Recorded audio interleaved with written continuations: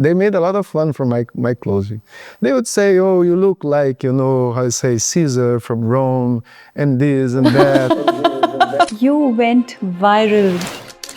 You were barefoot. Vedic path, Vedic rituals, we go barefoot. And you also you're wearing a feather. He took this feather out, and did a prayer and gave to me, He gave his feather. This Amazonian herb called Ayahuasca. So I went in deep meditation and spoke to Mahaganesha. I went out of the body and traveled. It's not about the drink. It's about a connection. Does money buy happiness? It's not about yourself. It's about the family first. Even in your prayers, you first pray for everybody, not for yourself. 1 year later, I told him, Father, I'm going to India. Are you studying, going to do a business course? No, I'm going to study Vedanta. What you're doing of your life, you have everything for the second time. You're going to lose everything. People are getting so depressed, they're finding it so difficult to find love. They will ask, is there Wi-Fi in the forest? The people will ask that, So there is only one way to be happy, is to understand who you are. You may not know right now, but every thought is a prayer.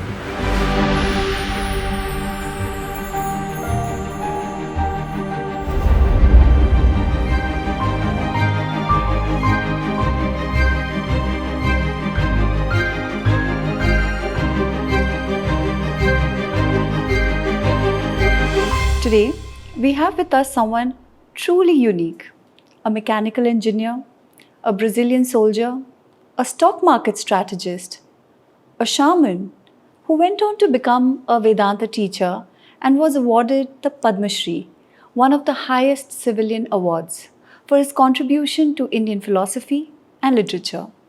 He is none other than Acharya Jonas Masetti, founder of Vishwavidya in Brazil, someone who brings together the Amazonian wisdom and Advaita Vedanta, feathers and the Upanishads, chanting and silence. Let's dive into a conversation that travels across continents, cultures, and consciousness. It is with great pride that I welcome the teacher, seeker, and storyteller, Acharya Jonas Masetti. Namaste, Acharyaji. Welcome to Happy Alien Life. Before we start, can I do a prayer? Yes, please. Om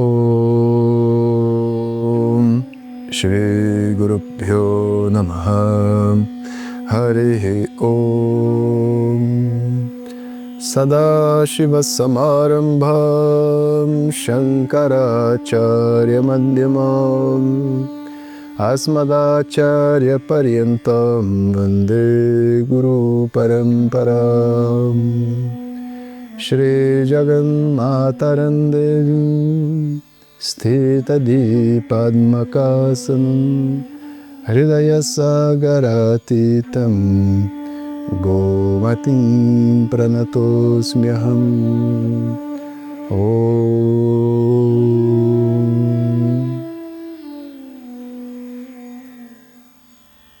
Thank you so much, Acharyaji. Can you tell us a little bit about that chanting that you just chanted? Sure. It's an invocation of all the parampara, the grace of the Swamis and Masters of the past. So it says Sadashiva Samarambham, starting from Lord Shiva, Shankaracharya Madhyamam, and passing through Shri Shankara, Asmadacharya Paryantam, and up to my own teacher, Guru Paramparam Vande. I salute this parampara. Then Shri Jagan Mataram Devim, I salute the goddess creator of this universe. Sthita Di Padmakasanam, who sits steadily on the Padma. Hridaya Sagaratitam, whose heart is bigger than the ocean. Gomatin, the mother of the Vedas, Pranatosmyaham, I always salute. That is absolutely beautiful. So Acharyaji, you have been an engineer and you also worked in the stock markets as a consultant. And then you chose this spiritual path. Can you take us through that journey? What made you choose this path? Sure. When I was young, I came from a very simple and poor family. My grandmother used to be a sewer, and my great-grandfather was like a doorkeeper in Petropolis. And this very simple family, they have like a striving life, you know, of surviving, you know, in the city. And my parents like were the first on the family to be graduating university. And they have this direction in their mind that their son should study a lot and to conquer life and to be able to sustain itself. So I came from with this background of a very dedicated and committed life to study, you know. When I was around my 16, 17, I was already in university, and I was studying mechanical engineering in the army, where I stayed for 5 years. And by the end of this time, I understood that I need to do something that was not engineering, and I was very good on consulting and understanding companies and all that.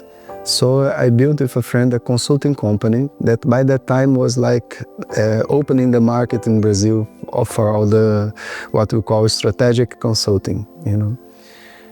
The company went very well, very fast, you know. From 2 partners, we had like 100 employees in 2-3 years.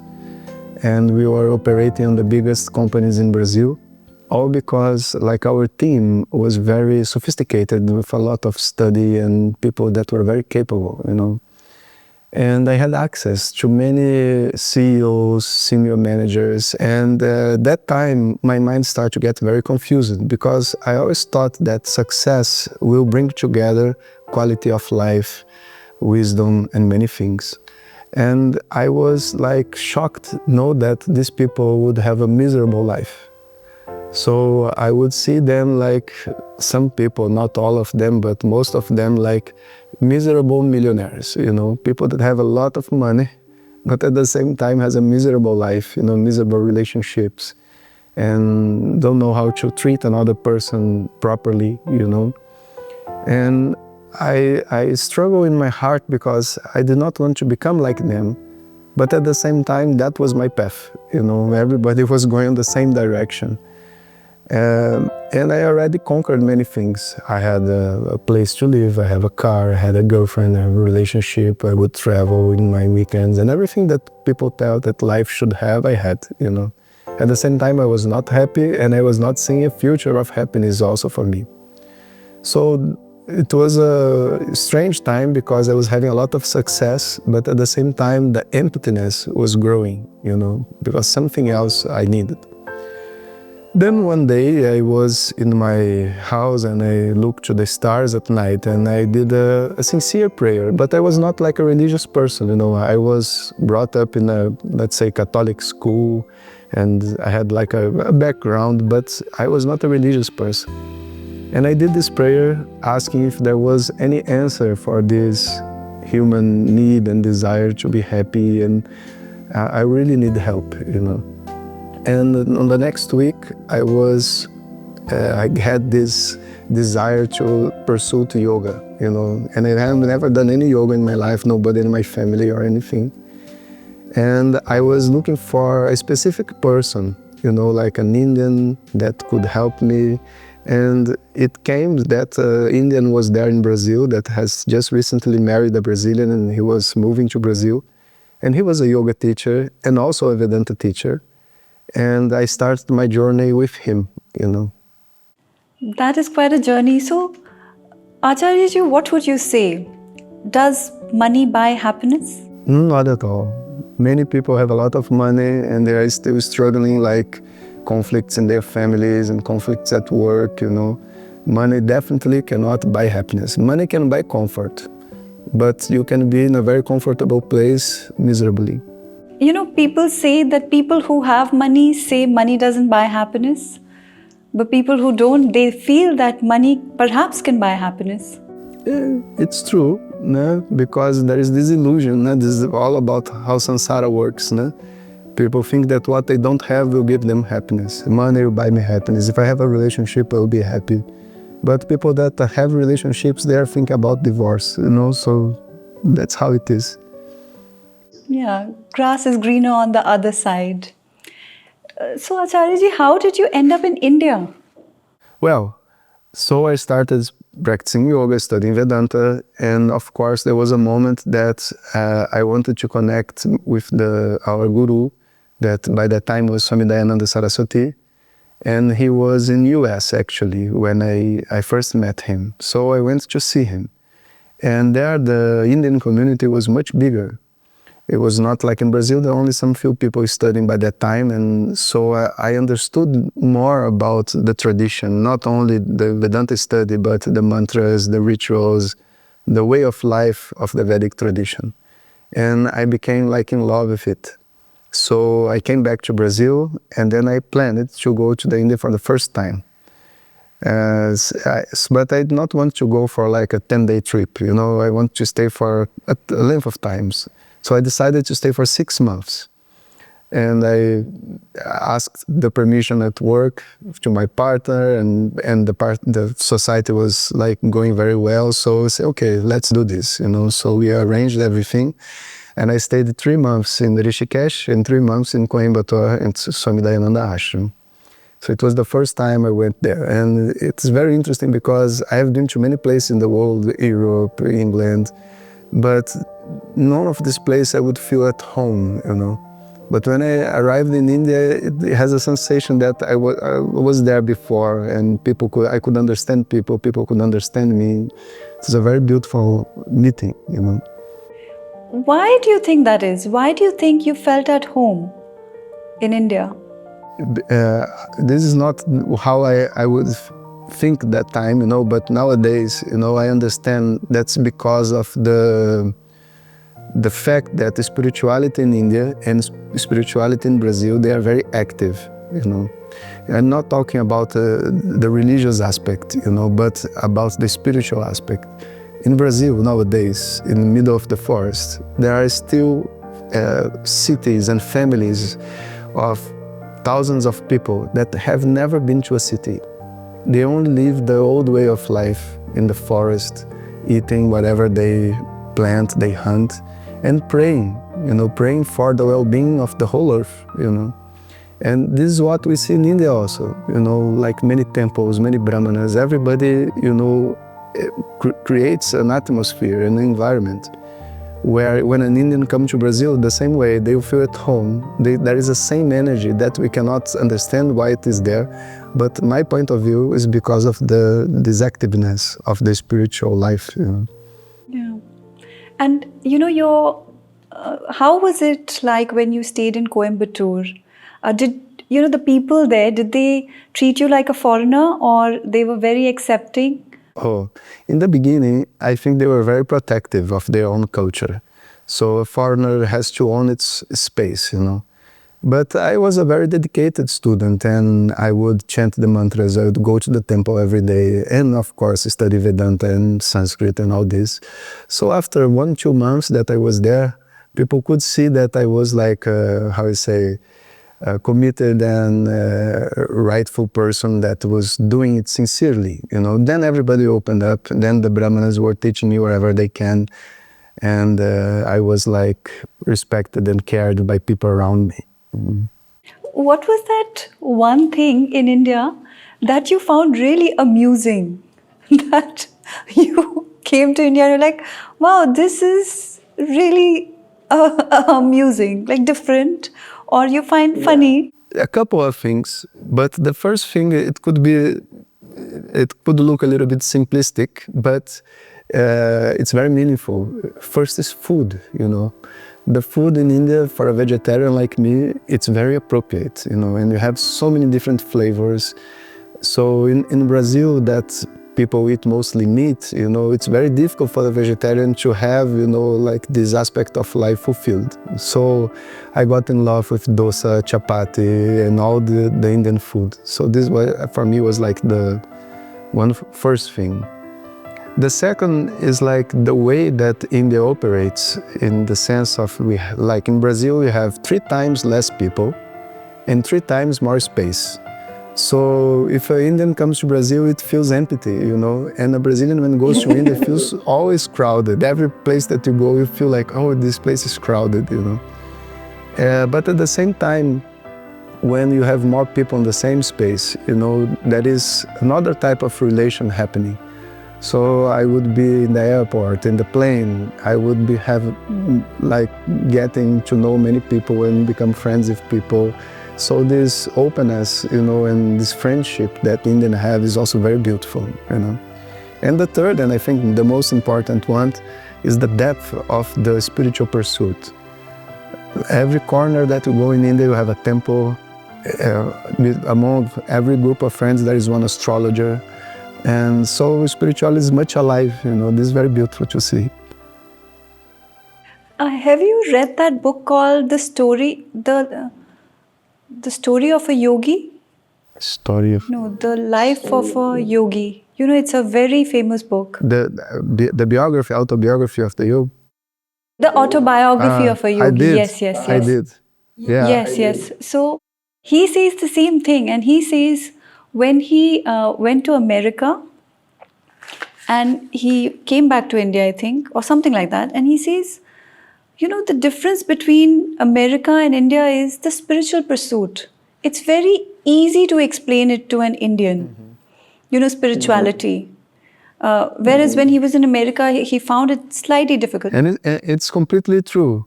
But there is a difference between United States, America, and South America, Brazil. Because in Brazil, all the religions that exist in the world came here. From Africa, from every place.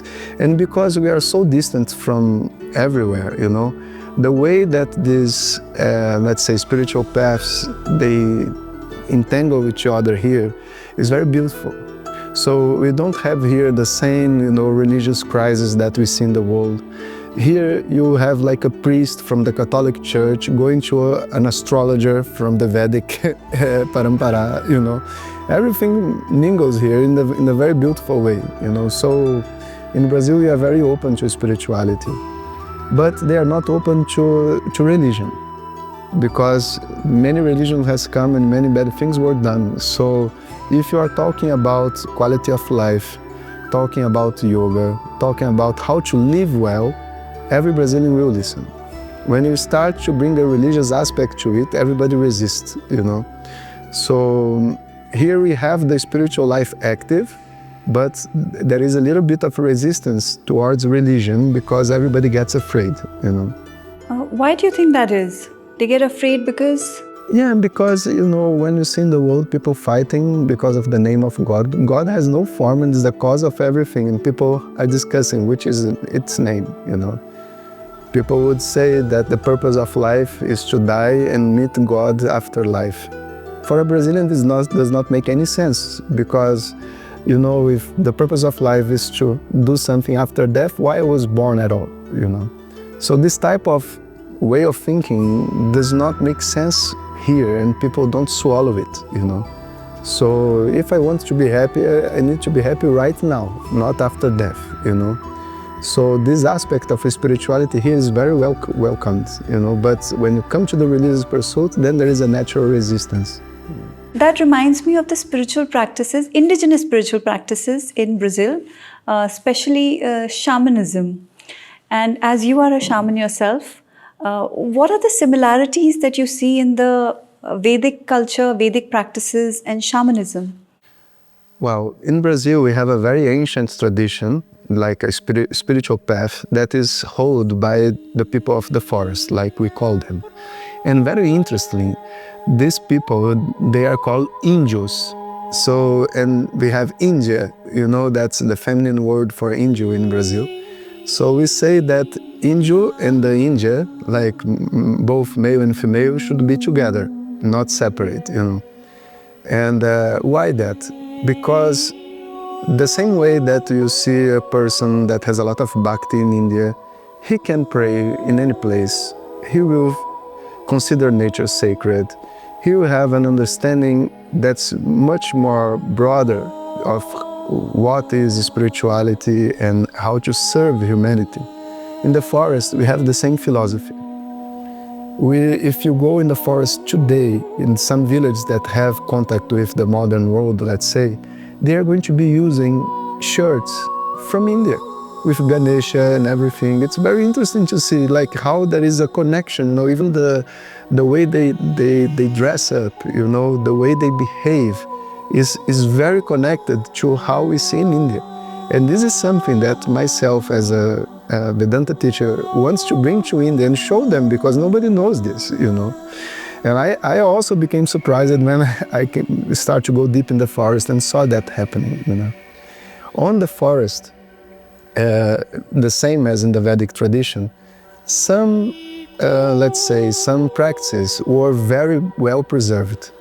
Like we have the Ayurveda in India, we have like a system of health, all based in plants in the Amazon. For anything, any problem that you have health related, they have a plant to pass on the eyes, to drink, to do a bath, you know. That's very similar to what an Ayurvedic treatment would be, you know. They have some words that are similar, like for the eye droplets. It's the same word in Sanskrit that they use in the Vedic system, in the Ayurvedic system. What is it? Sananga, it's the name. Sananga. If there are some Bija mantras like Shri, Shri, Shri, Shri, Shri, that's the same Bija mantra that we use in the Vedic tradition. The name that they have for Mangalam is Shava, like Shiva. And we can even say that Shava plus Uma became Shiva, you know. So there is a connection in the root of the words. Like Vana means forest in Sanskrit, but also in the native language in Brazil, you know.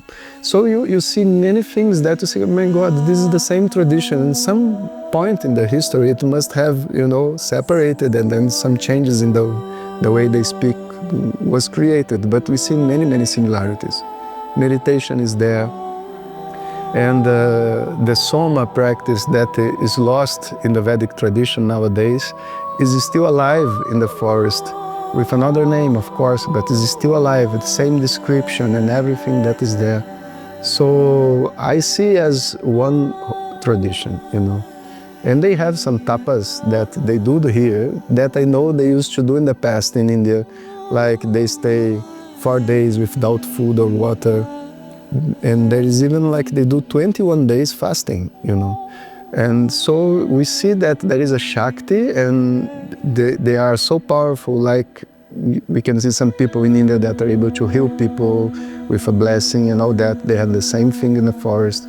So it's very connected, you know. It was interesting that for me, like the Vedic path opened before the, let's say, the Shaman path, you know. So we say that in the world there are four main spiritual paths. The red path that is connected to the natives of North America. The black path that's connected to South America and other places like Africa. Then we have the yellow path that is connected to China and all the Middle East. And the white path that's connected to the Vedic tradition. So the white path opened for me before the black path, you know. But once the white path was open, this was the reason why I was accepted in the black path, because like we have, like, let's suppose the Nambudris in India, that for you cannot become a Nambudri, you have to be born from a Nambudri family, you know. The same in the forest. They don't open the tradition unless you are born on that family.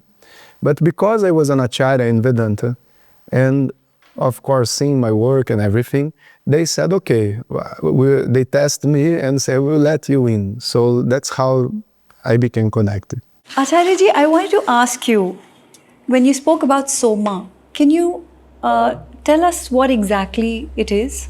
Yes. So in the forest, now we have many aushadams, different aushadams, you know, for healing the body, healing the mind.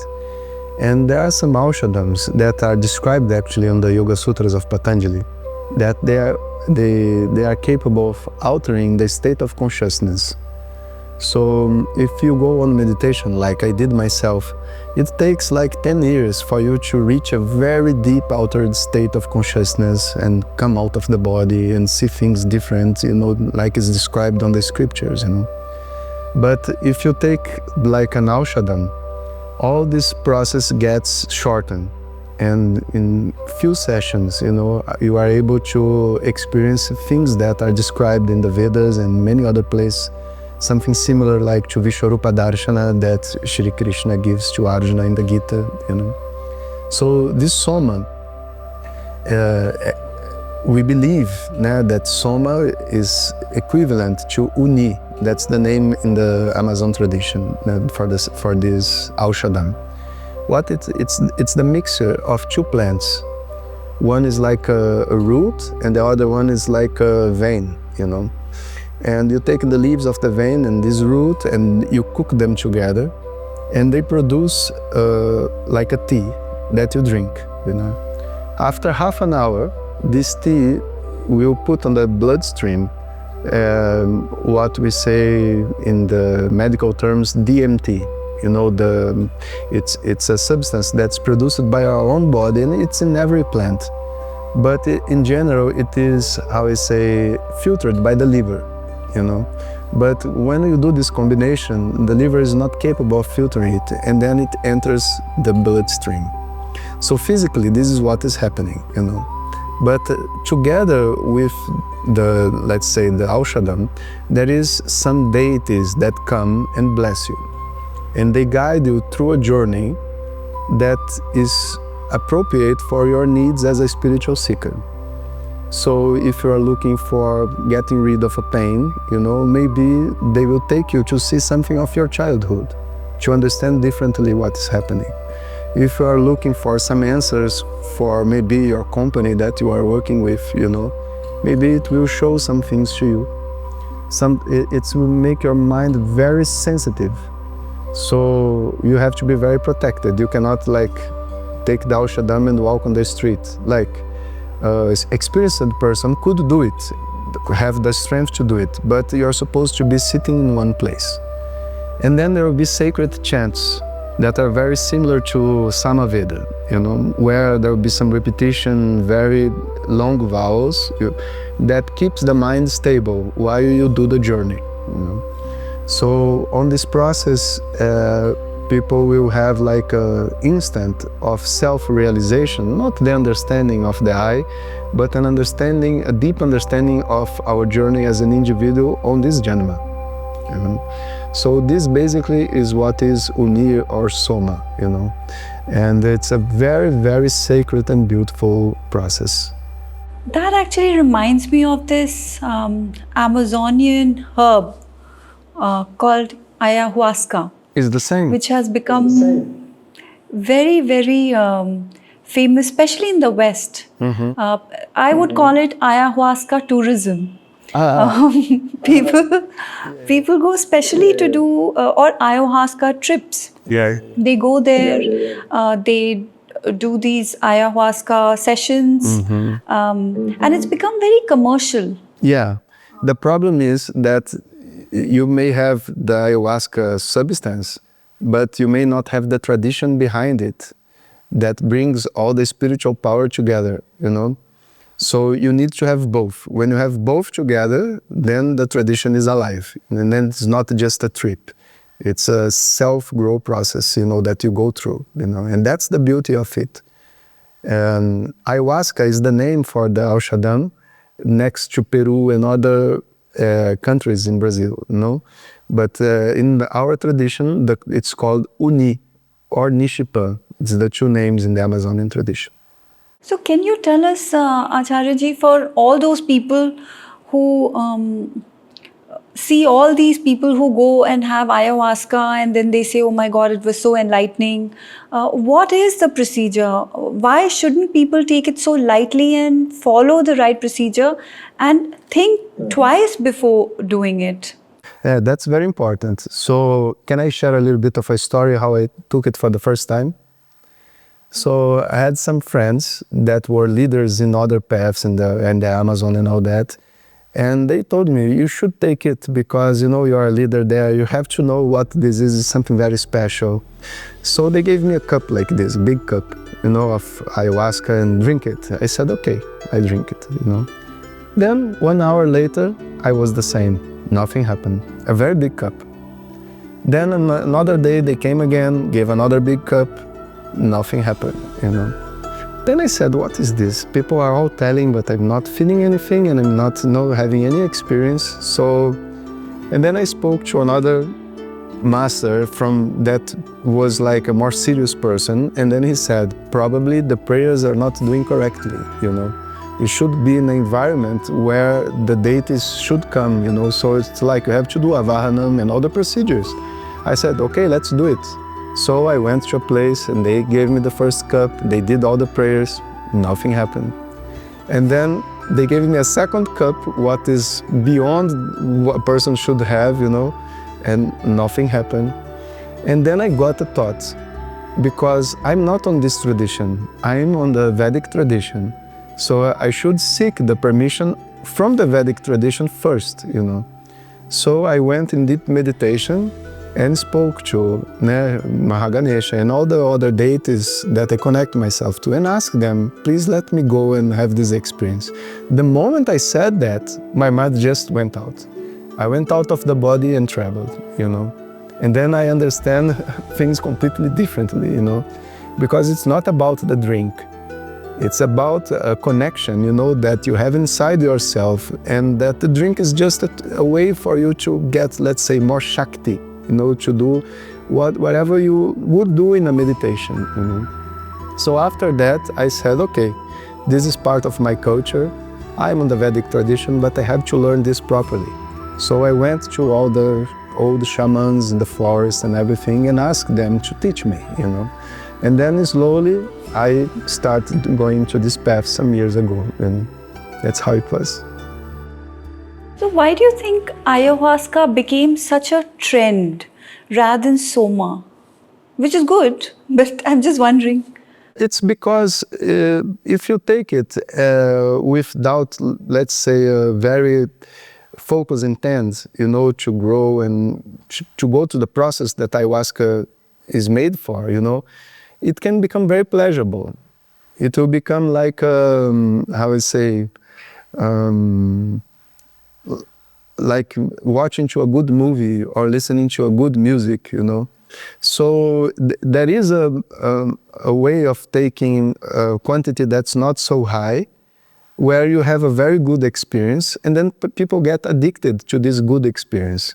And then they start to do ayahuasca groups and this, and then they would play any types of songs. And it's pleasant to be there, you know. But the problem is that when you open the door so that the good guest comes in, the dog also comes in, you know. So it's very dangerous because you are opening yourself in a very, you know, sensitive way. And you can get this kickback, you know. So you have to do in a proper place. That's my guidance, you know. I would not go for I would not take ayahuasca in any place with anyone. It's very dangerous. How dangerous can it be? What is the extent? Ayahuasca is created to create an anti-trauma. Think about this. How long it takes to get a trauma in life? 5 seconds, 20 seconds, you are traumatized, you know. There should be a way to untraumatize a person. So a person has to become very sensitive and see things very positive, you know. That's how it was created, you know. So you go in the force of the medicine, and there you receive like a blessing in the form of an experience, of guidance, of many things that changes people's life, you know. So it's something very positive. But if you are very sensitive and you have a discussion inside ayahuasca, my God, you create a new trauma. So you have to be in a protected environment with a person that you trust.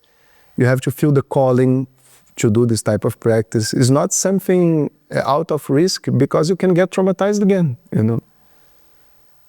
So, as far as I understand, shamanism is rooted in nature, and Vedanta talks about oneness. So do you think they are talking about the same thing but in different languages? Yes. What I understand is, first, this name shamanism, I think it's more connected to, to the nature spirituality. I don't know if it's from Europe or from Mexico or something like this.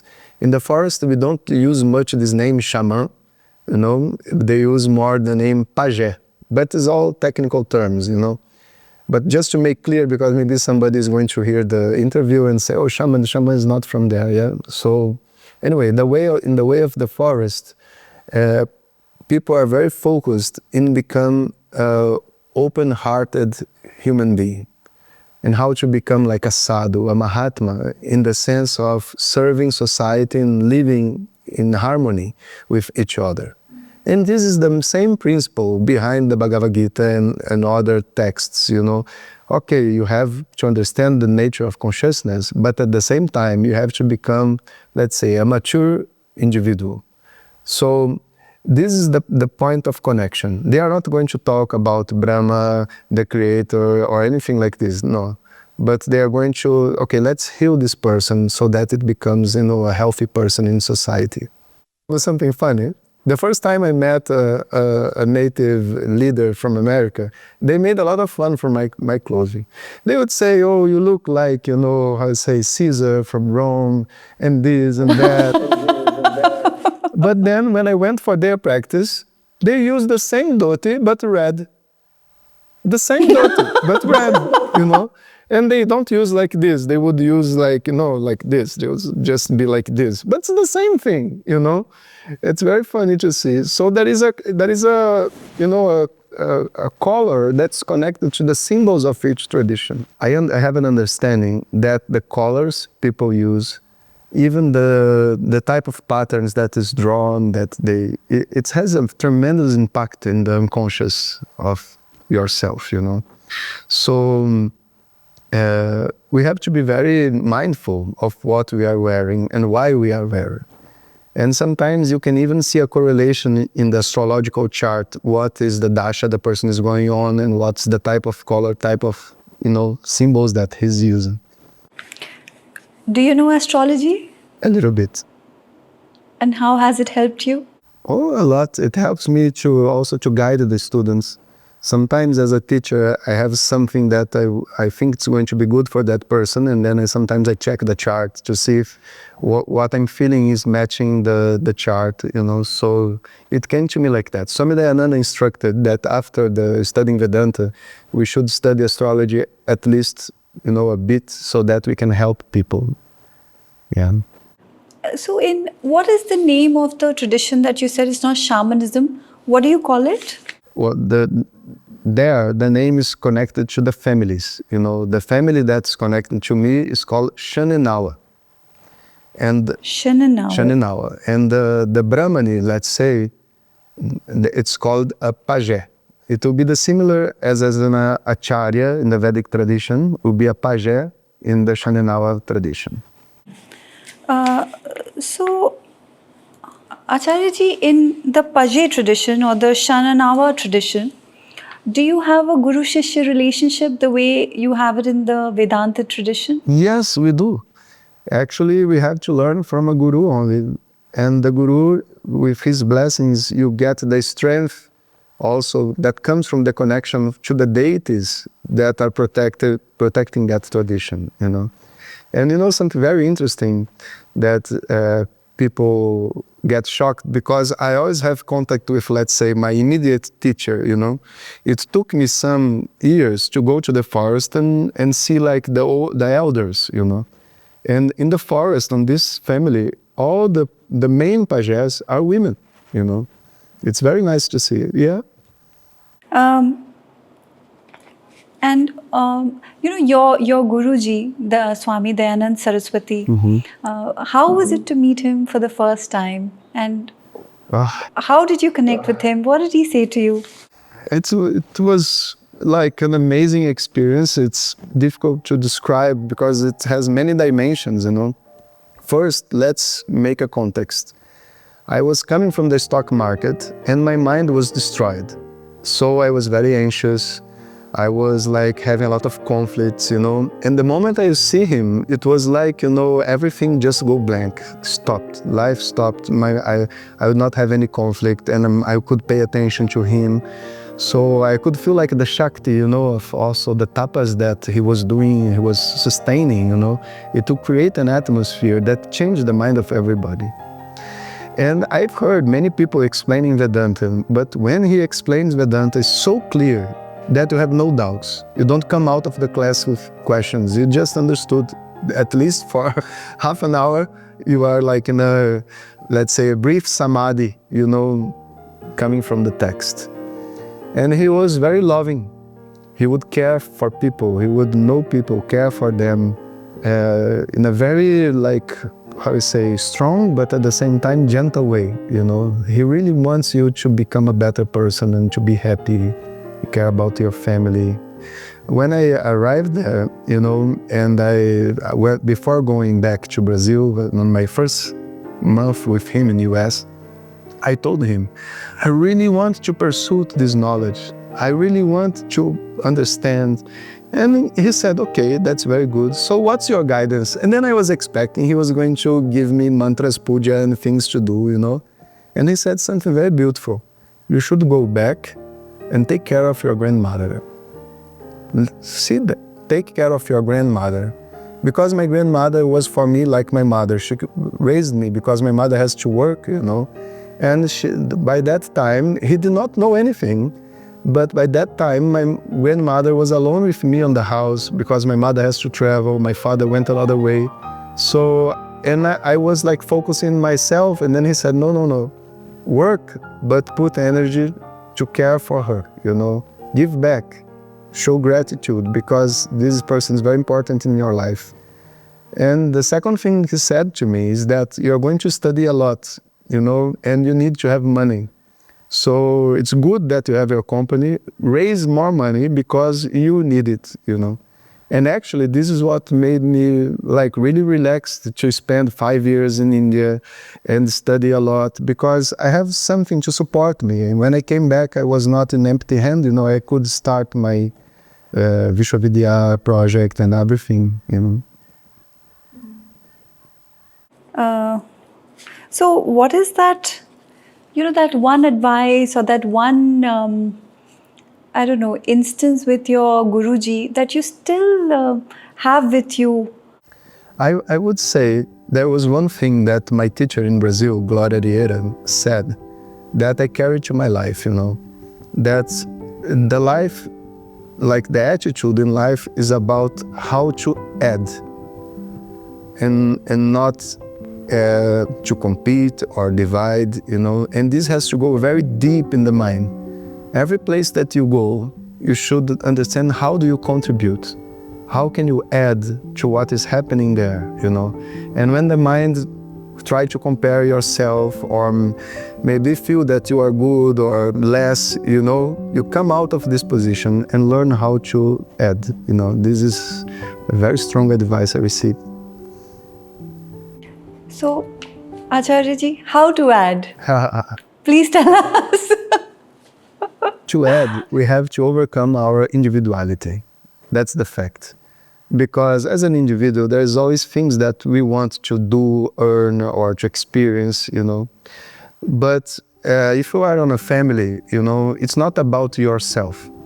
It's about the family first and then yourself. If you are in a company, it's about the company first and then yourself.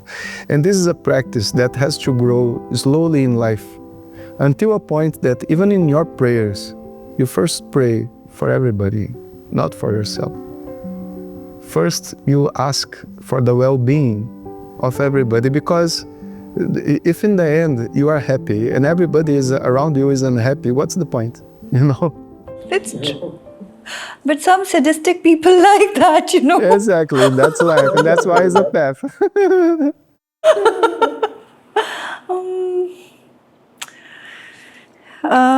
I wanted to ask you something.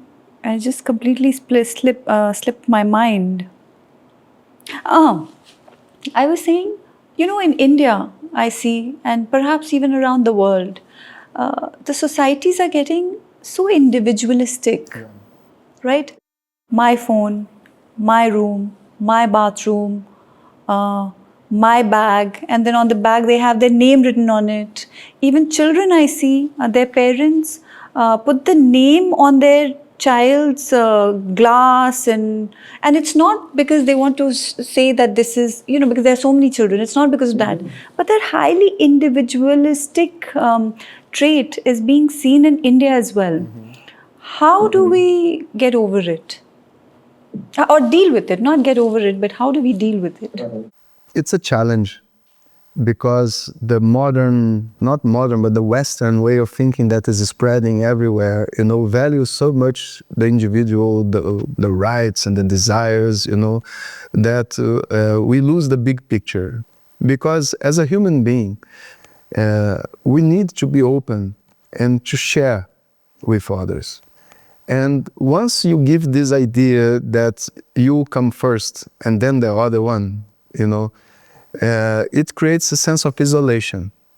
So nowadays I see people like they even go to parties and they live in a family and they feel isolated because they only think about themselves and they are not able to think about the whole.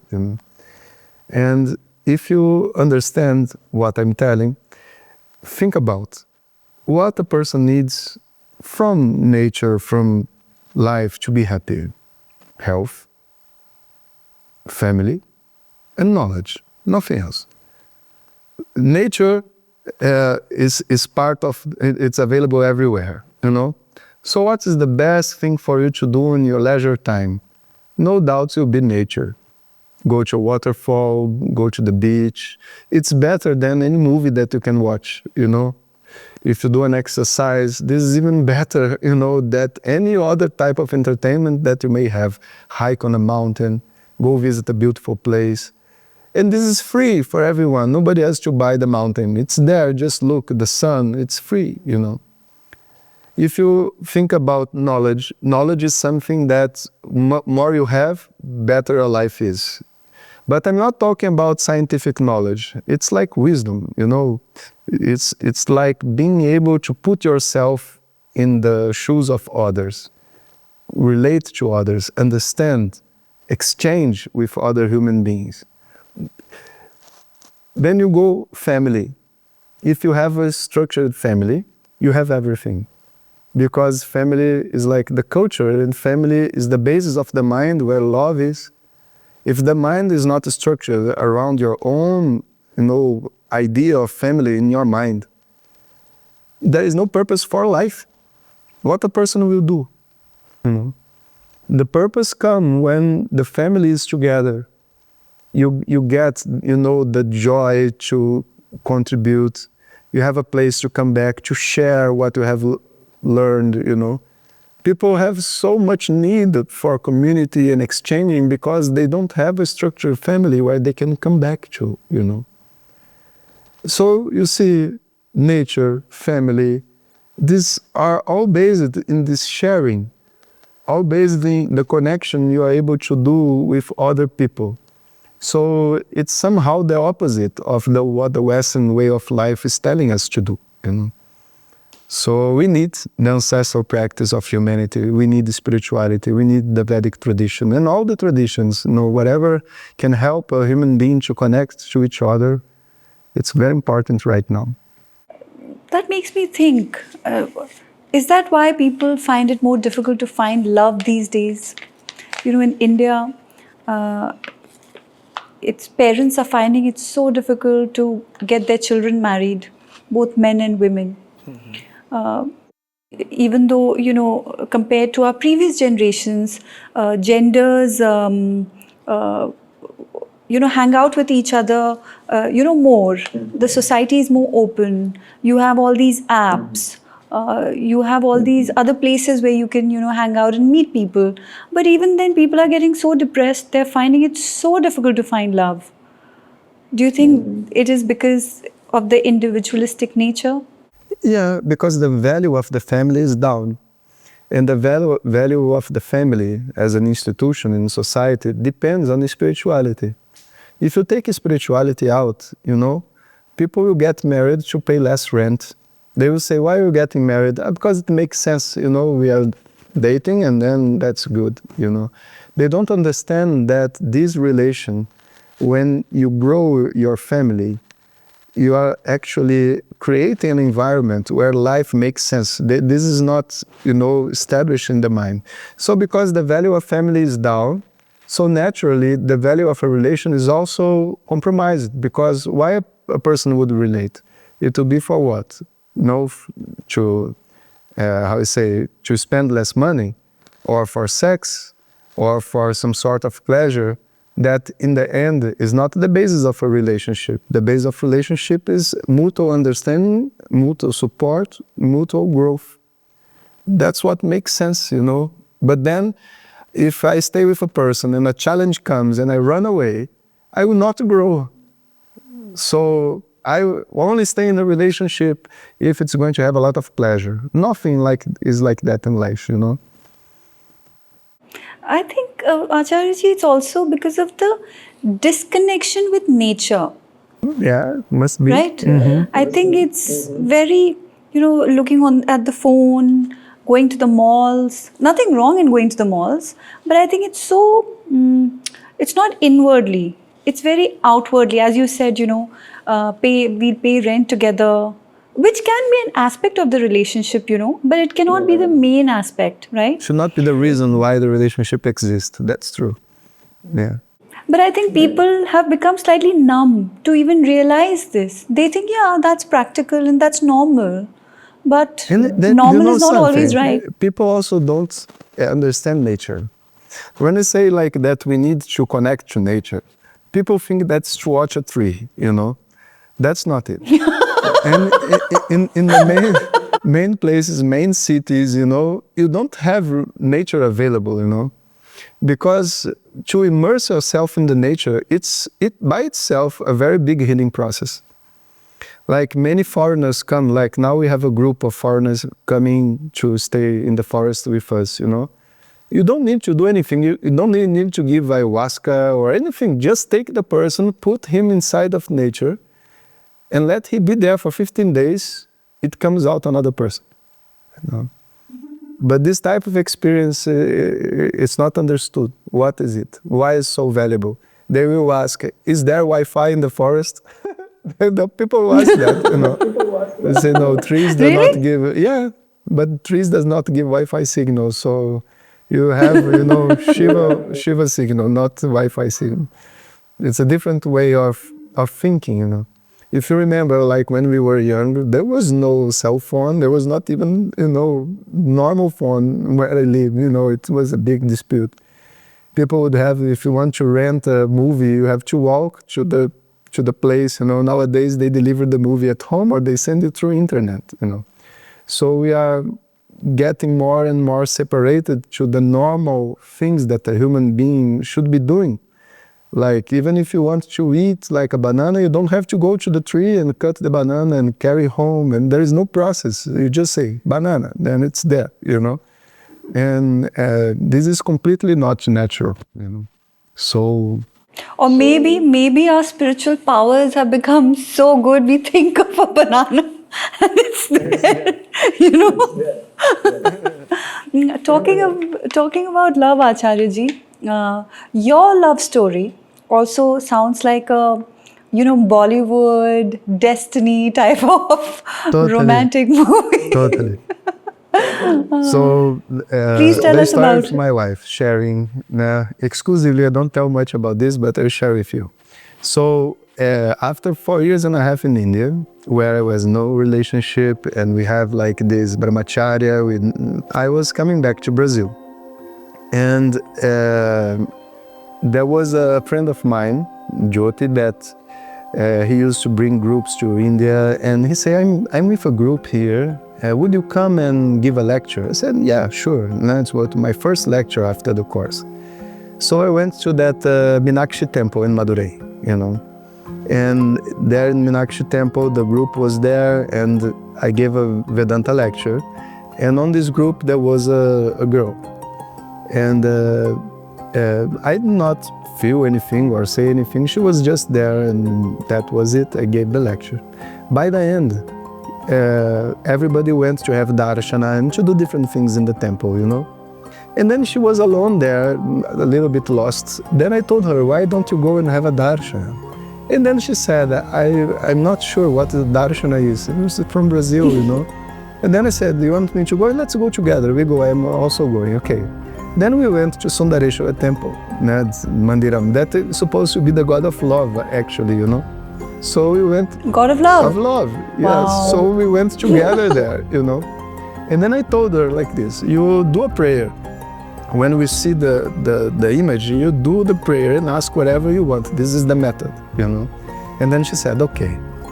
And she was thinking many things that she wanted to ask for her family, for life, for, you know, career and everything. But then we entered, and then when she saw, you know, the darshan, it's such a powerful impact, you know, in the mind. She said she could not think about anything. And then she asked to stay with me.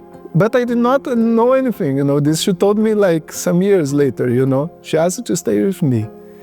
And then, okay, I went out of the darshana place, and she went back to the group, and I not talked to her anymore.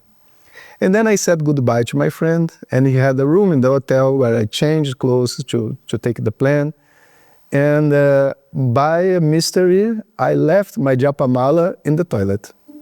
And this is something very unusual because, you know, japamala is something very precious. You never walk without the japamala, and I left there, you know. And this guy asked, who is from the same city? And this girl was from the same city. So... Did you know? No, I did not know, you know. Oh. So he put the japamala in an envelope and gave to her and said, look, this is something very important. This is japamala. It's very unusual that he would forget.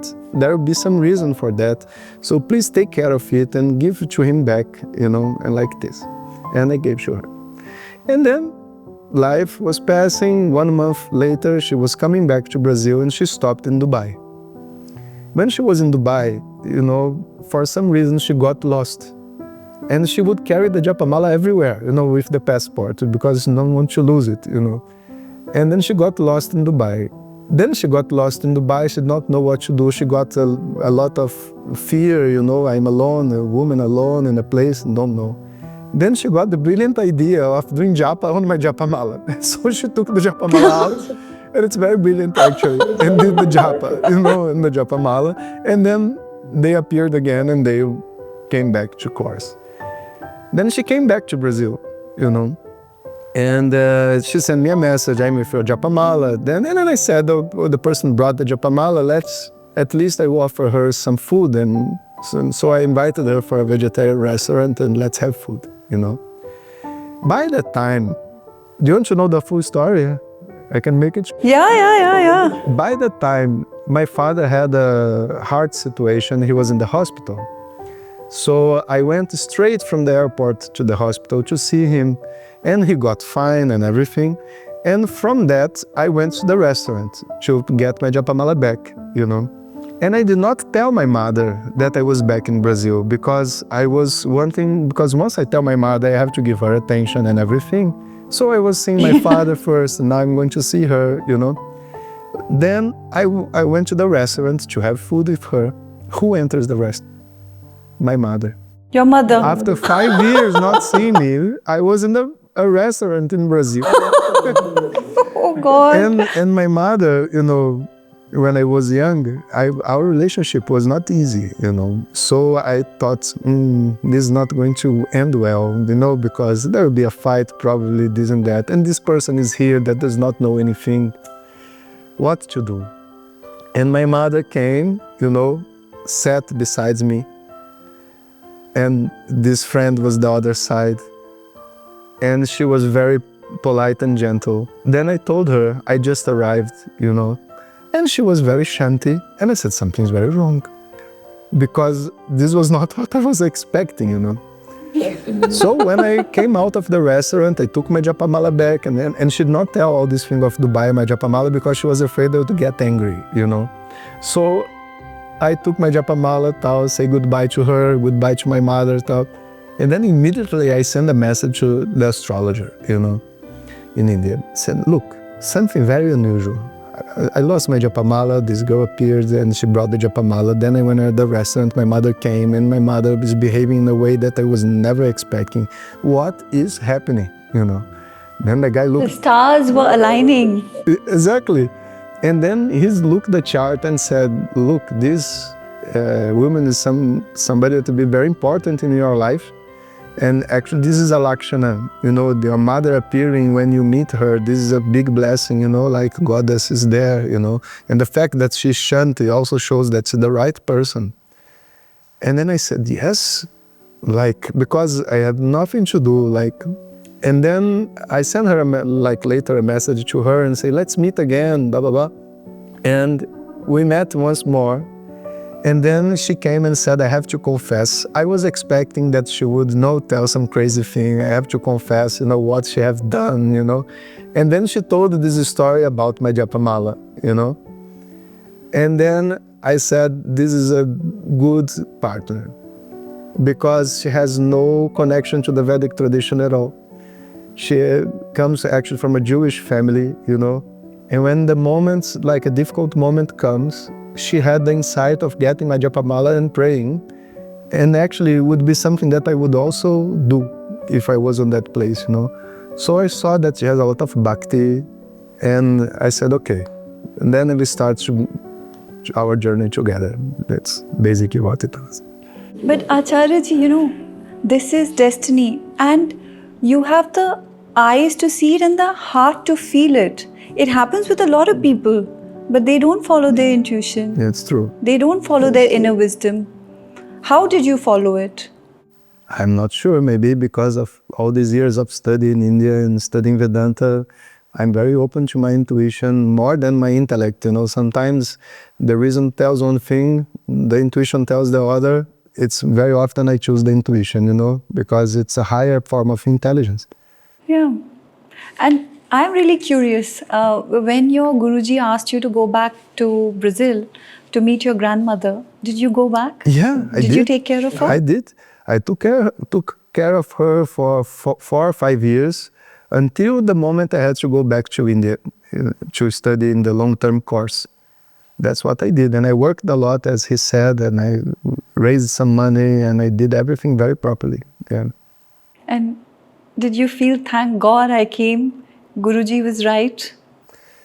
I had a lot of shraddha on him, so I would not discuss in my mind that if he was right or not, because he was explaining Vedanta so beautifully and I could see how much Shakti he has, so I have completely shraddha. But my father did not have, So one thing interesting was that during this process of becoming an Acharya, my father struggled in each step, because I entered university, it was like joy in all the family. One, our son was able to enter university, and a very different one. So we are safe, we are continuing the legacy in the family. And then when it came the last years that I told them, look, I'm leaving the army, I'm leaving engineering, I'm going to the stock market, they say, you are crazy, why you're doing that? You should not do that and doing that. But I said, that's my decision, that's what I'm gonna do. After 2-3 years, the company had 100 employees. One day I took him to have lunch with the company, just to for him to see and to present to everybody. And then he was asking, all these people here, do they work for you? I said, yes. He's from the company, and there's 2 partners and these employees. Then he was shocked because he was not expecting that to have such a success. And then I gave him the microphone to speak, and then he gave a lecture of half an hour and became so realized. Then he said, you did the right thing. Because we never do that in the army or as an engineering, and you conquer. And now you are earning good money. I said, yes, I'm earning good money. Very good. So was supporting me. 1 year later, I told him, Father, I'm going to India. Why? Are you studying, going to do a business course? No, I'm going to study Vedanta. What you're doing of your life, you have everything for the second time. You're going to lose everything. you're going to leave all the effort you put. This is not proper, blah, blah, blah, blah, blah, blah, blah. I will never go to India and see you there. If you don't come back, you know, you lost your family and all these things. I said, okay, but I'm going. So I went, you know. Then he would not speak to me properly, like if I was doing some wrong thing and all that. Just like when I was coming back, there was a TV show that went to the ashram, and they did like a documentary on what was happening there. And they showed me, like, oh, he was in the army, this and that, now he's studying as a monk in an ashram. And this documentary became very famous in Brazil, you know. So his friends watched the documentary. And now his friends were on their 50s, 60s, and they were thinking about the spirituality, and everybody congratulated him. Your child is doing something very precious in a very young age. This is very good, so he's in the right path. And then he sent me a message. Oh, I'm considering that your choice was not bad at all. Maybe when you come back you have to be an engineer again, but at least you did something for your well-being, very good, you know. And so at each step, he resists a lot, you know, he has a lot of fear, you know, that something would happen to the family. But now he's settled, you know. Yeah. But how does it feel to get validation from your father? Because that's every child's dream. Yeah, I think the biggest validation I got from him was when I graduated myself in engineering, and I was able to sustain myself and not depend on him. So this was like the biggest leap in terms of, you know, the validation of the father. After that, I also understood that making the decisions that maybe my father should have done was also something very important, because this choice of, you know, walking in the spiritual path and having like a strong purpose to be a better person is something very important in life, you know. Maybe he would not agree with me in the first time, but I was very sure that he would understand. So nowadays we could become very good friends, what I could never imagine also, because like I came from a very difficult childhood, you know, in a family that was fighting a lot and working a lot, you know. So the fact that today I'm able to sit him on a table and be happy, you know, as a family, is the biggest validation at all. Yeah, you sound like an Indian person. You know, your parents want you to be an engineer, then you left engineering, started a company, left the company. I'm telling Brazil and India are much the same, you know, in many ways. Did you at least marry the girl that you were talking about? Yes, we got married, we have 2 kids, yeah. Oh, sweet. And your parents were okay with it? Yeah. Or they were, again... They were resisting a little bit with the names, you know, because they were expecting Brazilian names that are basic Catholic names. But one is, the daughter is called Saraswati, in the short form Sara, and the boy is called Manayuhu, that stands for Manu in the forest tradition. From Manu Smriti, yeah, that was the choice, because we wanted something that was from the Vedic tradition like Saraswati, but at the same time something that would connect to the forest. So in the forest, the first person, look this, it's called Manayuhu. And so it's almost Manu. So the short form Manayuhu is Manu, so we chose this name, you know. How beautiful. And Acharyaji, you have also translated Gita to Portuguese and also the Upanishads. How did you decide that? How did that go? So this has a very interesting thing, because after Swami Dayananda Mahasamadhi, Swami Sakshat Kritananda was the second teacher in the course. He became like our elder, our like most important guru. Né? And we had the blessing to receive him here 5 or 6 years ago in the first festival that we did here in Brazil, you know. So the festival is a moment that we open to society and bring everybody into the family, whoever wants to join a puja, listen to Vedanta, meditate. It's a very big thing here, you know. And he was expecting to have like, you know, 50 people. It would be already a big number, you know. But we have more than 400 people coming from every place in Brazil, you know. There was a big crowd, fools. And then he looked to everyone, you know, and then he turned to me and said like this, how that so many Indians have been born in Brazil? That's his thought, you know, because how can Brazilians study it? It's not from their culture, you know, so must be Indians that were born in Brazil and now they are like taking the pursuit ahead, you know. So the fact is that in Brazil, the number of people studying is getting higher and higher. So we need to have some books translated to the local language. So I started with some simple Prakarana Granthas, then I did the Gita, and now I'm doing the Upanishads. That's how it came. Yeah, and you also received the Padma Shri award in India. I noticed that you were barefoot when you were taking the award. Can you tell us about it? Were you surprised when you got the news that you're getting that award? How was that feeling? I was very surprised because I understood that this award was in general received by people that are like on the latest part of life, you know, and I was very young.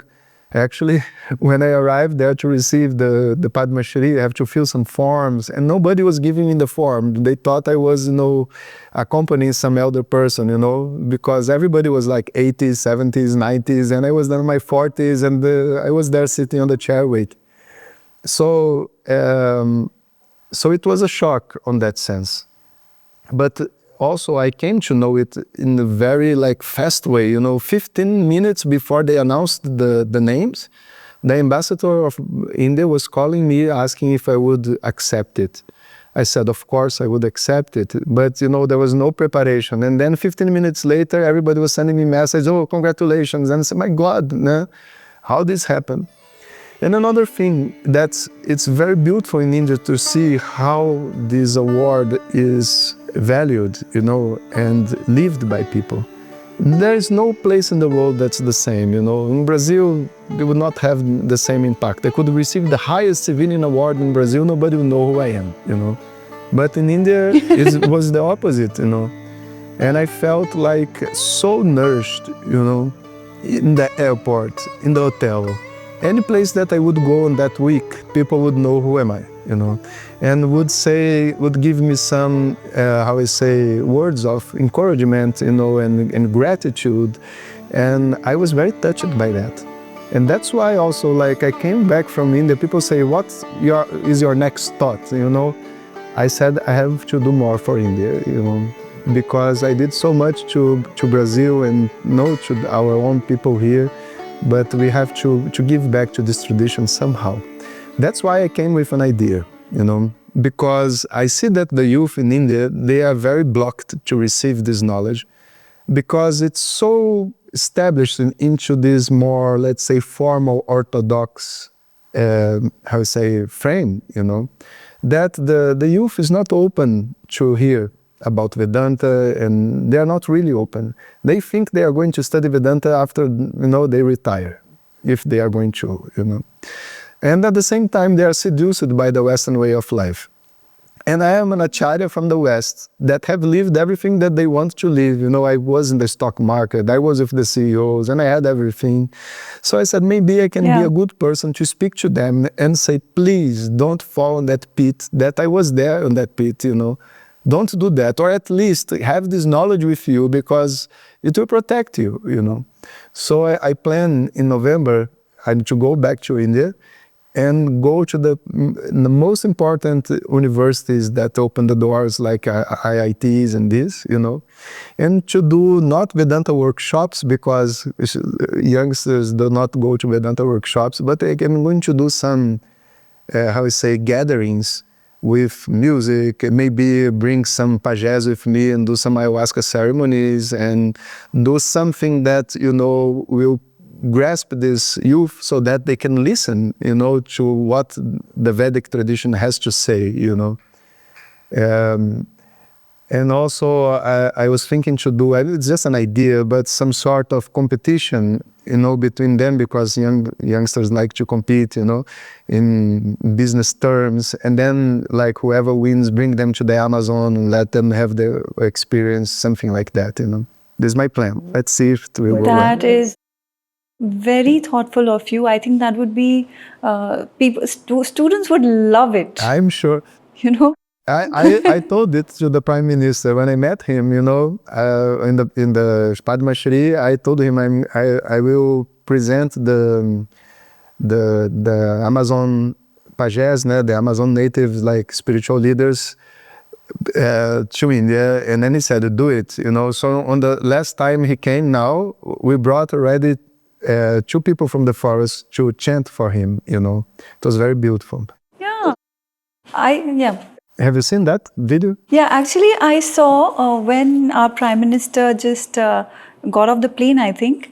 You were there. No, when he was on the stage. On the stage, yeah. And they, your team members, or I don't know, the students, they were singing the Shiv Tandava Stotra. We performed the Shiva Tandava Stotra, and also the Shavaka Karani, that is like a suktam from the forest, And it was very beautiful. Like, he was very impressed with Shiva Tandava Stotram because of the energy of the Stotram. And then when the forest chants come, it was very beautiful also because it's a different energy. And he closed his eyes, like going deep inside itself. That's what this suktam does to everyone, And now in November when I go, I intend to bring them together with me and to do some things and show also the similarities between 2 cultures. That I think is very beautiful. How was it to meet the Prime Minister? What did he say to you? What did you guys talk about? Oh, we had many small talks, and it's very interesting because I could not expect this at all. The first time I met him was after Mann Ki Baat, when he showcased our work in Mann Ki Baat and said that we were ambassadors for the Vedic tradition in America. He came to Brazil. And by that time, they invited us from the embassy to do a welcome chant for him, And we did the welcome chant. And then on the next day, they invited us to perform because we have a Ramayana Katha that we were practicing for many years here. So we performed a short version, like 10 minutes Ramayana Katha for him, And it was very beautiful. Like, even the security guards, like the personnel that works with him, everybody cried, and in the end everybody was taking picture, Because it's very meaningful to see, like in the West, people that are studying Sanskrit for 5, 10 years, going to a stage, they are not actors, and they are speaking in Sanskrit, and with the costumes that they have made, It's like going to a village in the middle of India, and seeing people like striving to show the culture and everything, It was very impactful. So after that, I thought I'd never meet him again, because once in life opportunity, And that time he asked about the work, who were the students, how long they were studying. So this was the first time I met him, Then it came this Padma Shri award, So I went to India with my wife. It was a very beautiful moment. I can tell you later how it was like in a ceremony, but like the moment with him, we had like some few shots, chats, like moments. And I felt that he was like very pleased and proud, Probably he came to know about everything that we have done. And when I went to receive the Padma Shri, he was sitting like in the opposite of the president, So I went on his direction first, And then he gave a good smile. I feel like, receiving a smile from a father, somebody that was encouraging me and, happy with what was happening. And then later we came and we had the time to talk. And then he was asking about my family, very sensible, like from his part, like he was not just about work or, how is your family doing? How is your students? Those that I have met, are they okay? And I said, we are okay, and we are now going to work harder, And that's when I told him, look, I have an idea.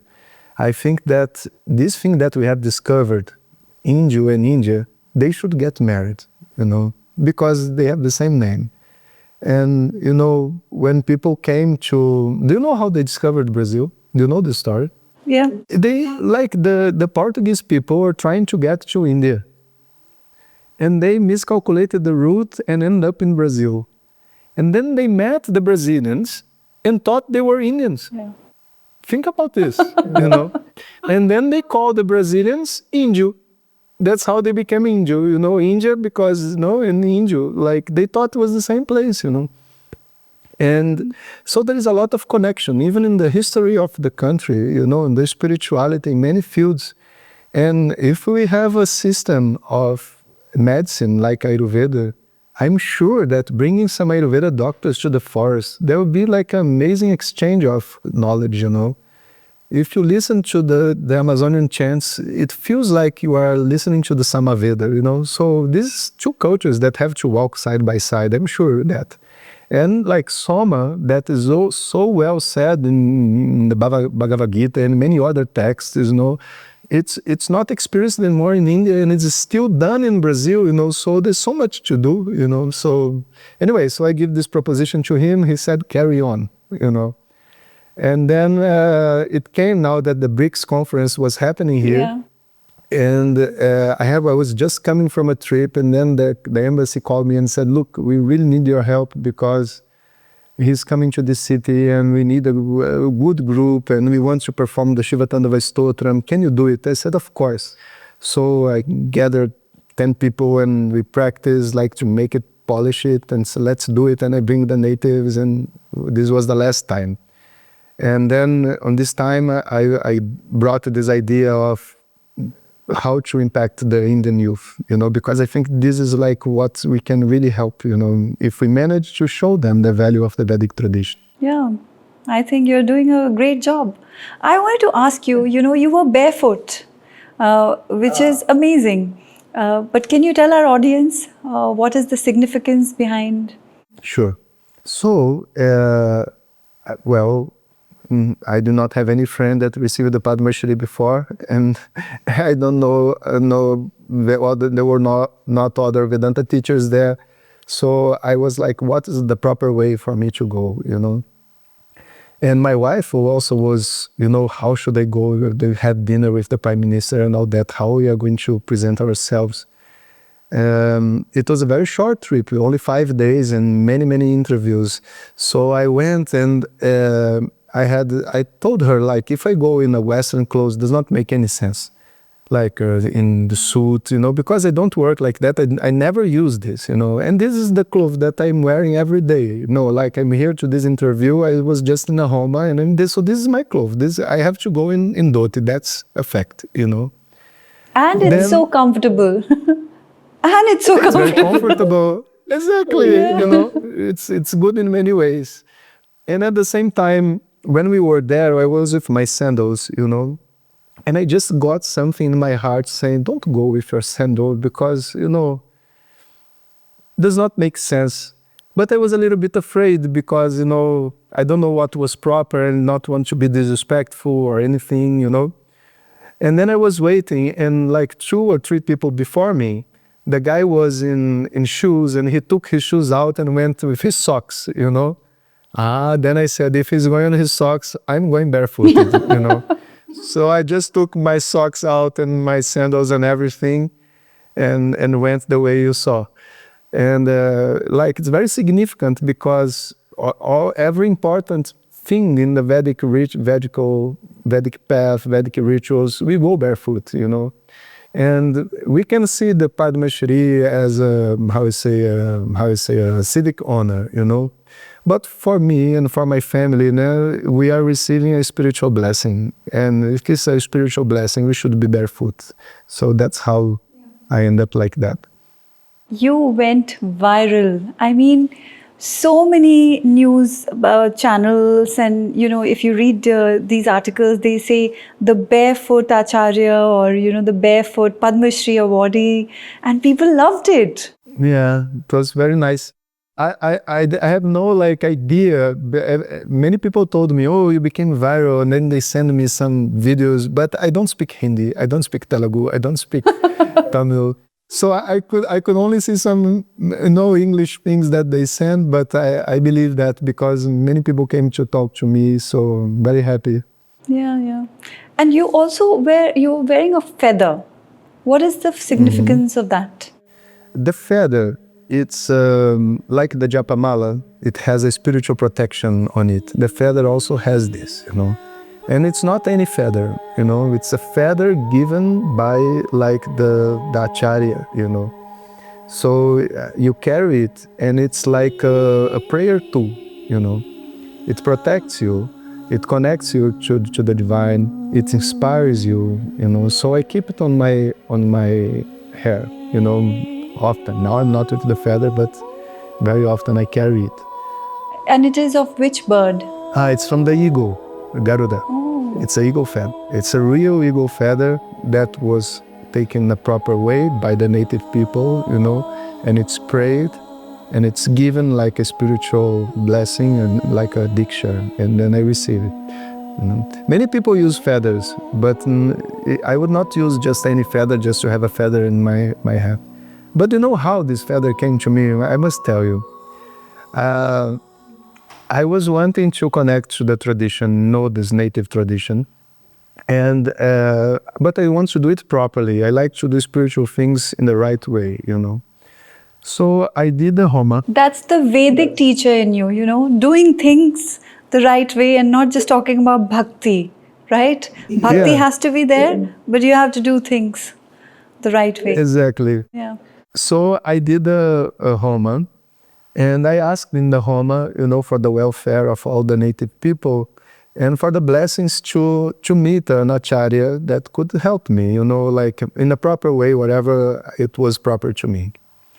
And then, maybe 1 month later, we were in the middle of the pandemic, and this Acharya that travels Brazil and even places out of Brazil, he got stuck in my city because everything was closed, Yeah, yeah. And he has nothing to do, if you can understand me, because it was pandemia, so everything was stuck. And then a friend sent me a message and say, you don't know, there is this big fellow spiritual leader, like on the most important ones. He's stuck in your city, 15 minutes from your house, Then I said, serious? He said, yes, give me his address, I'm going there. So I put my dhoti and everything, and I went to his home, And then I came to him, I did a namaskar also because he's an elder, so I did a namaskar. And we had a very beautiful moment of chants. I chant some things, he chants some things, and exchange. And then he said to me, I'm going to give you a gift, I said, okay. And then he took this feather out, and did a prayer and gave to me, He gave his feather? His feather, wow. Yes. When I took the feather, I felt, there's a lot of Shakti on this feather, like something very powerful, And I said, what is the proper way to carry it? I asked him. And then he said, it's a sacred object. Just take care of it, So I placed it inside like a book, very well kept, and put in my bag, And then a spiritual process, like a tantric process happened, that I cannot explain, But basically, 1 week later, I saw the feather in my hat. And I was not like conscious that I was putting the feather in my hat or anything like that. It just went to my hat. And then suddenly I was walking in the street with a feather in the hat. And then my friends and my wife, why you are with a feather in the hat? And then I realized I'm with the feather in the hat. It's true. Why? I put the feather in the hat. Then I came back to him, And then he said, you asked me where is the proper place to carry? This is the proper place. It's on the right place. So it's like, it's not a logical process, It's a tantric process. But what was the impact of the feather? It changed the thoughts, the thought patterns, It inspires you. And actually, if I can speak like more freely, the feather talks to you and you talk to the feather. That's how it works. Because it was also the feather of, Guru, if I may address him like that. Exactly. Right? Yeah, like a guru. Like yeah. your japamala. Because you had been using it, it's Siddh. Right? So that was also Siddh. So his energies were there. And you were Exactly. so lucky, so blessed to have Yeah, received. it was a big blessing. Yeah. My feather also make friends by its own. It's very interesting. I put the feather in the hat, and I go to a place. Then people would come and not say talk to the feather because they are not crazy, but they would talk to me about the feather. Oh, very nice your feather. Like you would talk about a friend, Oh, this friend is very nice. Very nice your feather. Where is she from? The people ask. And then say, oh, she's from this place and this and that. So, like, it also creates a, impact, on people around in a very beautiful way. Because in general, we would think, now you're using something different in the head, nobody uses, it must be something disturbing. People get disturbed, but it's the opposite, They get very shanty with the feather. People love it, so it makes sense. I think everything is important and everything has significance. I think we are partially also in a society where I don't know, spiritual things might also make you sound a little crazy because you're not being rational or practical or not using your intellect, right? Yeah. So I think your life story has been very fascinating and full of, I don't know, I would say your prarabdh is very good. You know prarabdh? Yeah, it's a good prarabdh. Yes, true. In that sense, very, very blissful. Yeah. And what made you open your Vishwavidya? When did you think, okay, I want to open this school? And you have more than 150,000 students studying there every day. No, it's not like that. We have like different types of courses in Vishwavidya. So we have around 5,000 regular students that studies every day, and we are seeing each other online every week, let's say, Then there is a group that they are not regular students like Shisha, but they want to know more about the Vedic culture. So we do intensive courses, 15 days, 1 month, 2 months, where they study, they receive, and they carry for their lives. So like this, I did already hundreds of courses like this. And on those courses, we reached more than 300,000 people nowadays, And we have also people that they are not studying a course, but they want to learn from the Vedic culture. So they are listening to our podcast, they are reading books, and this group is very big, So we reached the last or the year before, 10% of the middle class in Brazil. It's a lot of people. That's a lot. Yeah. So you have a podcast as well. You have this Vishwavidya as well. You're a shaman as well. Yes. You have a wife as well. So many students. How do you balance your life? How do you do it? I don't know. I just do it. I'm just doing it.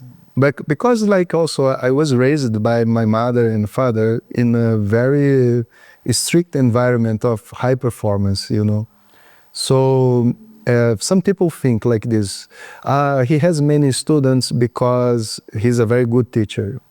Of course, if I'm not a good teacher, I will not have many students. But the fact is that I was running a company in the stock market with 100 employees, for the biggest things. And now the company is still running, they are all like millionaires and all that.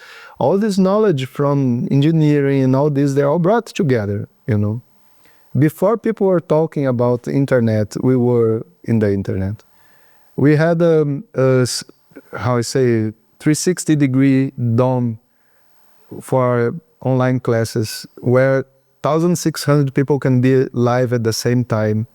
There is a source of, now a culture of Vishwavidya, this professionalism and the connection with technology, is very, very high, And this is very unusual because in general, a Vedanta teacher is an older guy or older woman that is not so connected to social media, to technology or anything. So we have these two things together, that's why it's so strong and reach so many people. Yeah. So, do you also, your courses, are they online as well? So, do we have to come to Brazil to do those courses? Or can we do it remotely as well? Yes, we have a first course in English started this year. So we have a class, the name is very beautiful, Siddhi Vinayaka class. Siddhi Vinayaka. So, yeah, Siddhi Vinayaka. And we just started, the first group is, the majority of people is from San Francisco. Then we have a couple of Indians, a couple of Ukrainians also, And this is like our first foreigner group. So anyone that wants to join, can just send a message and come to this group. Then we have many classes in Brazil that's already going on and very strong. So my idea now on these terms is to open this English classes so that we can reach out to other people also.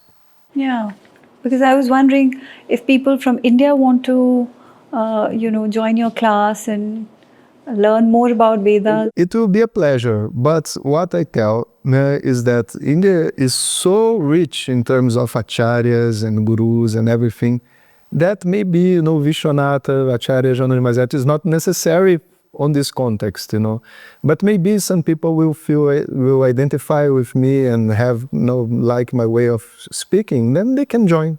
Yeah. Yeah. I think that would be nice. How would you explain what Veda is to maybe a 5-year-old child? I would explain like this. There are different types of means of knowledge. You can see things with your eyes and then learn about things. You can understand things through your ears and then learn about things.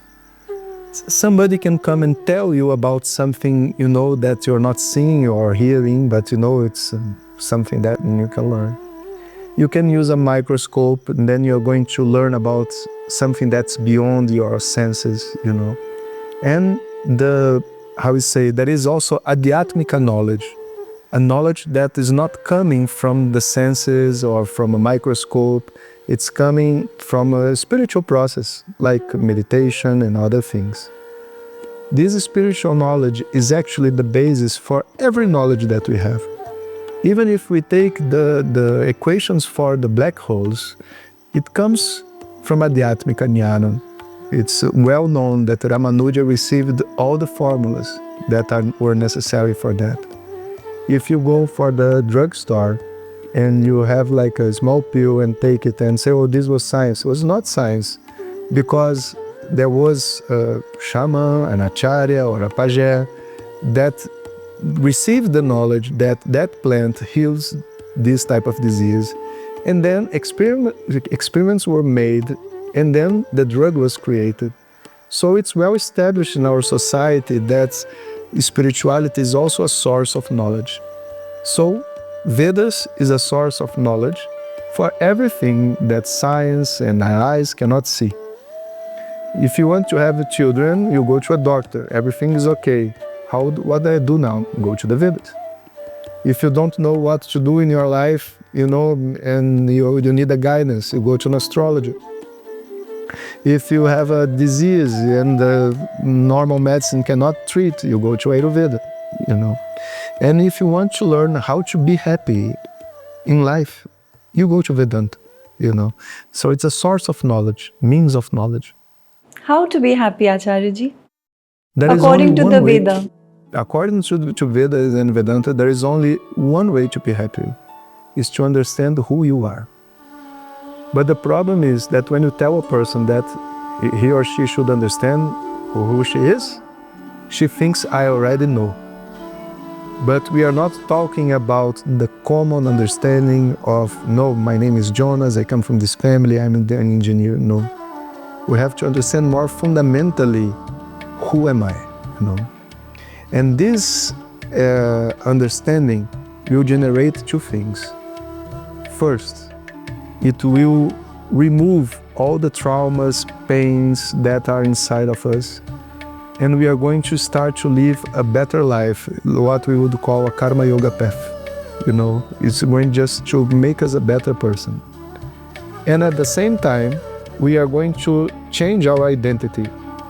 We are not going to look to this body and say, I am the body. No. We are going to look this body and say, I have the blessing of having this body, but this body is not myself. It's my body, not I am the body.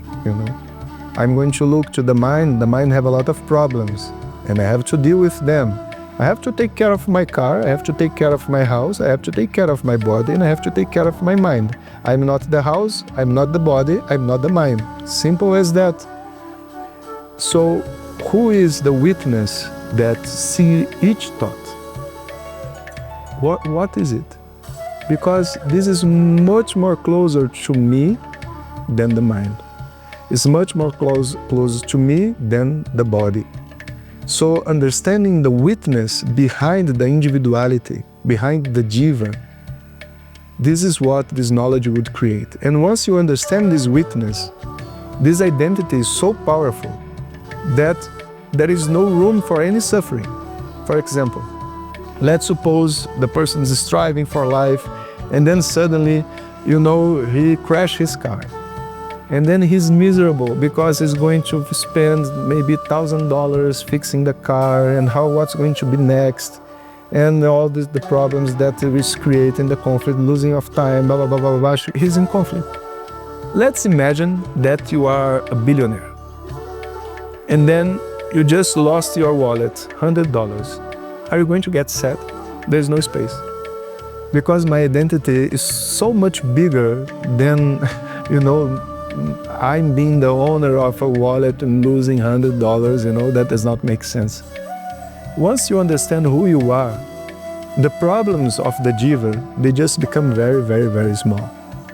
And that's how happiness is brought in life, Yeah. You had said something very interesting that I found online. And you said, the ownership model. People work in the ownership model these days. This is my car, this is my house, this is my this thing. And we have to overcome it. But it's hard, especially how, everything works. So in a very, practical way, how do we, get out of that mentality?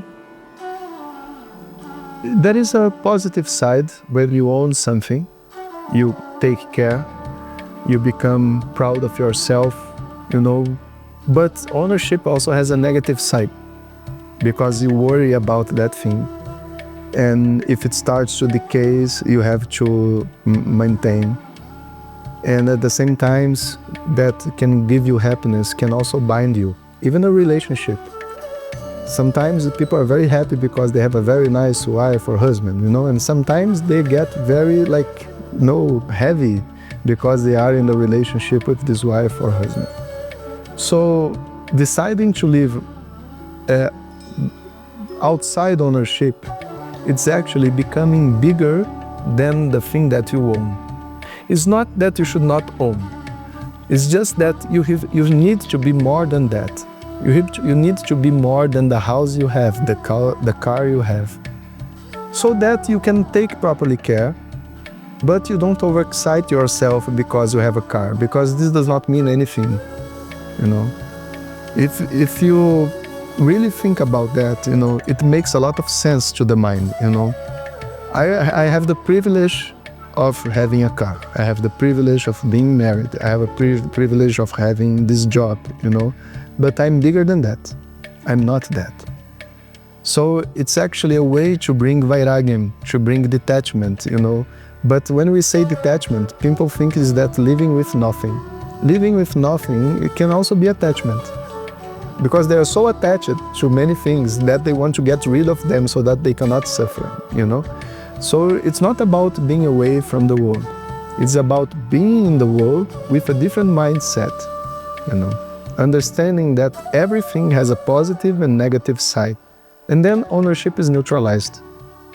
And in terms of, translating the Bhagavad Gita and Upanishads, Acharyaji, can you just tell us some very important things that you've realized and we should know about it? Yeah. So the first thing is that, talking also to the Indian audience, knowing Sanskrit does not mean that you know the teachings of the Gita. And many people will just read the Sanskrit texts with some translation here and there and think that they know what is there. But the knowledge is Gupta. It's hidden. It's not something that you take from the words in the literal meaning. You need the proper guidance. So all these texts are supposed to be studied with a guru. And sometimes it's not about the meaning of a word. It's about living a meaningful life that will make that verse make sense. So if you read the Bhagavad Gita, maybe in 2 hours you can read like half the Gita. If you study the Gita, you will spend 1 hour, 2 hours in one verse to understand that one verse. So it's a completely different thing to read a translation or read the book by itself and study the book with a teacher. So this is a very important message to send. The second thing is that everything that's written there is not written in a way to be literally truth, because there is a context where things are said. For example, I can say, going to India, no, food is a paradise. Food is not paradise. This is a way of speaking that we understand in the context, because I'm a vegetarian, I live in Brazil, there are so many spices, so it's like exalting the value of Indian food, And the text is full of these moments, If you see the Shiva Purana, it will say that Shiva is the outmost of everything. If you go to Ganesha Purana, say Ganesha is the outmost. In Vishnu Purana, Vishnu is the outmost everything. Now it's Shiva Bhakta, is fighting the Vishnu Bhakta and saying, look, the text is telling that he's stronger. But this does not make any sense, from a logical and more fundamental perspective, God is just one. Yeah. And it may have different faces, it may appear in different forms. How can a person at the same time say that God is one and say that Shiva is better than Vishnu, whatever? This does not make sense. So we need to look to these texts, not trying to figure out by ourselves. We need the guru, and we are not looking literally to what is written, but the knowledge that is trying to convey. So this context of each sentence and each explanation is very important. Some people will say that the Bhagavad Gita is, supporting himsa, violence. After all, Krishna is telling Arjuna to fight, But Arjuna is in the middle of the war, He's not telling a person at home to go fight the neighbor. That's not what's written there. He's in the war. There is a context, There will be times where, in the Upanishads, for example, he will tell, do this mantra and you gain moksha, It's not because the mantra gives moksha, but because unless you have a prepared mind, moksha is not possible. And he's talking to a person that's not prepared. So you want moksha, do this mantra. So this context is what is necessary so that the interpretation of the text is in the right place. And then the Gupta, like the hidden knowledge that is there, just reveals itself to you. It's a very beautiful process. It just makes me realize how important Guru-Shishya relationship is, right? For example, Sri Ram, but you will see so many temples of Hanumanji, right? Because Guru-Shishya relationship is the epitome of a relationship, more than a father and child's relationship, right? And how do we find the right Guru, Guruji? How? 3 rules to find the right Guru, okay? First rule, with all the respect and put in the right place, Gurus are not supposed to be saints, They are supposed to be normal people, like you and me. I'm not supposed to learn from a special person that I'm a normal person. No. If I want to understand that I'm just a normal person in the world, my teacher should be a normal person too, you know. Yeah. And so this is the first thing that I would tell. Don't go like looking for fancy people that do miracles or whatever. That's not what a guru in Vedanta, you know, maybe in Tantra and other places, that's good. But in Vedanta, no, you have to see a person that is honest. You can feel honesty when he talks. Let's suppose I'm going to explain the Gita. I'm not going to say, in the Gita, chapter 1. No, nobody talks like that, you know. Find a person that is honest and he's just explaining to you, like, so that you can understand the meaning of the texts and does not put himself in a pedestal, you know, like in an altar of worship, because this is not like what's supposed to be. Second thing, the connection with the guru is not something explainable and intellectually that you can grasp, you know. So when you find a person where you can trust, not that I trust 100%, no, I can feel, you know, that this is the right way to go, you know. Don't wait for your logical mind, create reasons so that I can study or not. Just, you know, send him a message, call him and say, I want to study. It does not matter, you know, how I say, all these worldly things. It will happen because it's very strong spiritually speaking. The guru-shishya relationship can change everything. If, let's suppose, the person is in India and he wants to study like me in Brazil, and he says, I want to study, suddenly the job send him to Brazil and the person will move here, because it's much more powerful than anything that we can imagine, you know. So once you see the connection, you grasp it, you know. Don't judge, just grasp and leave it. And the third thing is, that's something that has to be seen in the right way, you know. There is only one guru. And this guru is Ishvara, or the goddess mother, you know. She's the true guru, you know. Everybody that is here is just sending a message. It's just like a messenger, you know, something that we need to hear about ourselves, about the world, to put our mind in place. So it's not about, you know, being saved by a guru. It's not this. In my perspective, being very honest, you know, I know people have a lot of devotion towards certain people, and I respect that, you know. But if we want to understand the reality of life, you know, there is only one guru, you know. And she has to open herself to you. You should be worthy of her love, of this knowledge, you know. So it's a relation that will go through some important people in life that will make this role of an acharya, of a guru, and all this, you know. Acharyaji, I can go on and on and on, and I can just, I can't go on and on. I can just go on and on hearing you and listening to you. It is so interesting. But I think I would just need one more question, which is, what is that one advice that you would give to, you know, to your younger self, or to whoever is watching this show? I will give one powerful advice.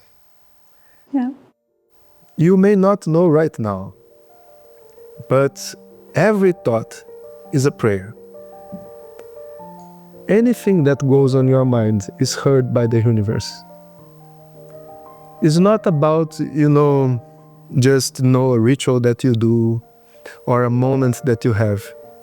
Every action, even doing your bed when you raise in the morning, you know, it's a prayer. So it's not starting a spiritual life. It's not about entering a spiritual path. It's about awakening, understanding that we are in a spiritual path, we like it or not, this is the fact, you know. And if you realize that, you can get much more from life. Much more than any, no object can give you a relationship or anything, no. You receive a sense of realization, a connection, you know, to nature that is everywhere. It's not just in the forest, any place, you know. You can be with yourself at home, at work, with friends, and alone. suddenly what we understand of life, can change completely if we just understand that everything that we do, everything that we think is a prayer. That is indeed very powerful, and one needs to introspect. And that brings us to the end of this episode. Thank you so much, Acharyaji, for inspiring us, for sharing your precious time with us, and sharing such invaluable knowledge with us. Thank you so much. Thank you, Aavriti, and I also want to congratulate you for your work. When I heard about the projects, the way you do these documentaries, I found very thoughtful, and I was very happy to join. Thank you so much, Acharyaji.